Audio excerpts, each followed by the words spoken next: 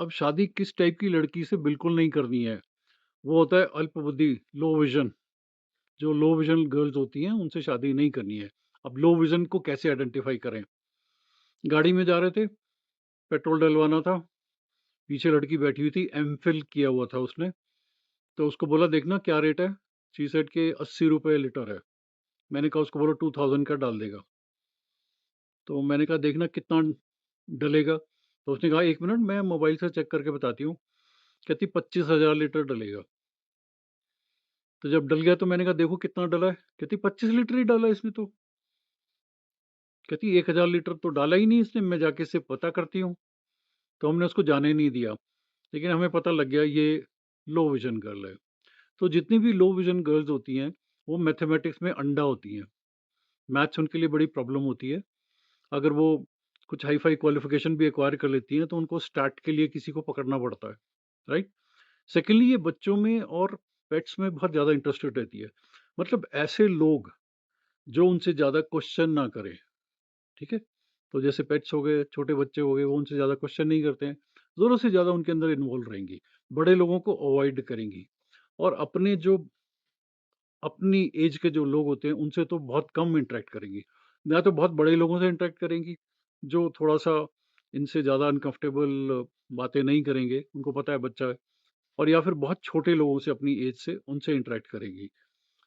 लो vision की females को पहचानना बहुत ज़रूरी है। अगर नहीं पहचानोगे और इनके साथ में अगर आपने शादी कर ली, तो बहुत मुश्किल आएगी। एक और पहचान है इनकी, ये ज़्यादातर जो मेड सर्वेंट्स होती हैं, क्लास 4 एम्प्लॉइज़ होते हैं, झाड़ू-पोछा करने वाले लोग होते हैं, इनके साथ बहुत खुल-मिल कर के रहती हैं।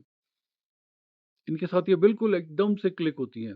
लेकिन कोई एजुकेटेड इंसान होगा, जो दुनियादारी के बारे में जानता है, बहुत अच्छी लैंग्वेज बोलता है, उनसे ये कतराती हैं।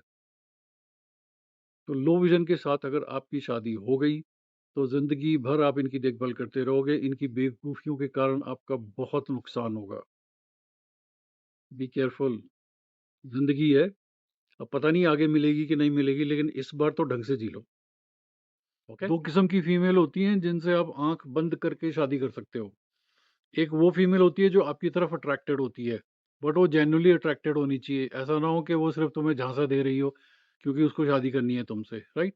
तो अगर वो आपकी तरफ अट्रैक्टेड है, आपको प्यार करती है, उसके साथ शादी आँख बंद करके आप कर सकते हो। सेकंड फीमेल वो होनी चाहिए जो प्रोग्रेसिव हो, जो दुनिया के बारे में सीखना चाहती हो, जानना चाहती हो। क्वालिफ़िकेशन पे मत जाना कि हाइली क्वालिफ़ाइड है। क्वालिफ़िकेशन का हाई विज़न से कोई मतलब नहीं है, प्रोग्रेसिव से कोई मतलब नहीं है, ठीक है?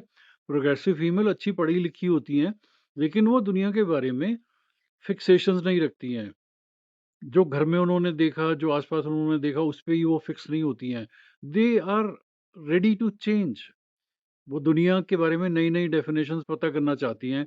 वो आपसे डिस्कशंस भी करेंगी और आपके साथ में जो है उसको ट्रैवल करना भी अच्छा लगेगा। आप कोई नई चीज़ इंट्रोड्यूस करोगे, she will be very excited about it and she will be grateful also, she will thank you also, she will appreciate you also. Okay? So 2 type की फीमेल, एक जो आपकी तरफ अट्रैक्टेड है और दूसरी अट्रैक्टेड नहीं है लेकिन प्रोग्रेसिव है। प्रोग्रेसिव से शादी करोगे और आप एक डायनामिक प्रोफाइल हो, she will fall in love with you. तीसरी के चक्कर में मत जाना भाई, बहुत ही मुश्किल हो जाएगी। ओके? बहुत सारे लोगों को ये प्रॉब्लम होती है कि जब तक तो बीवी उनके पास, उनके साथ रहती है, लाइफ बहुत अच्छी रहती है। लेकिन बीवी जैसे ही मायके चली जाती है, वहाँ से वो बहुत गलत कम्युनिकेशन करती है। उनको पता होता है कि ये जो कुछ भी इसको सिखाया जा रहा है, ये इसकी मदर सिखा रही है। और कई बार तो उनका मन नहीं करता कि इसको मैं अपने घर लेकर आ जाऊँ। उनको लगता है केस बहुत बिगड़ चुका है। 2 चीज़ों का ध्यान रख लो, जब भी आपकी वाइफ़ आपसे बात करती है, आपको 2 चीज़ें उसको बतानी है that you are a person who can protect my peace, right? तुम जो कुछ भी मुझे बोलती हो, वो मुझे बहुत डिस्टर्ब करता है और स्पेशली वो तुम्हारी भाषा नहीं होती है, वो तुम्हारी मदर की या किसी आस-पास के इंसान की भाषा होती है, जो मुझे अनकम्फ़र्टेबल करती है। जब तुम मेरे साथ होती हो, तुम इतनी इंटेलिजेंट बातें करती हो, इतना अच्छा बोलती हो, चाहे ये झूठ है बट ऐसे बोल देना उसको कि तुम जब अकेली मेरे साथ होती हो, तो तुम बहुत अच्छी बातें करती हो, क्वालिटी की बातें करती हो। ऐसा लगता है कि मैं बहुत अच्छे इंसान से बात कर रहा हूँ।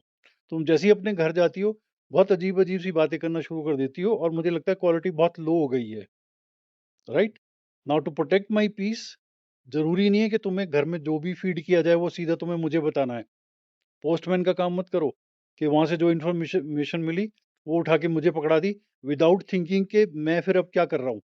या तो मैं बैठ के सोच रहा हूँ, या मैं उसका हलवा बना रहा हूँ, या मैं कुछ और कर रहा हूँ, बट मैं मेंटली डिस्टर्ब हो जाता हूँ and it affects my work.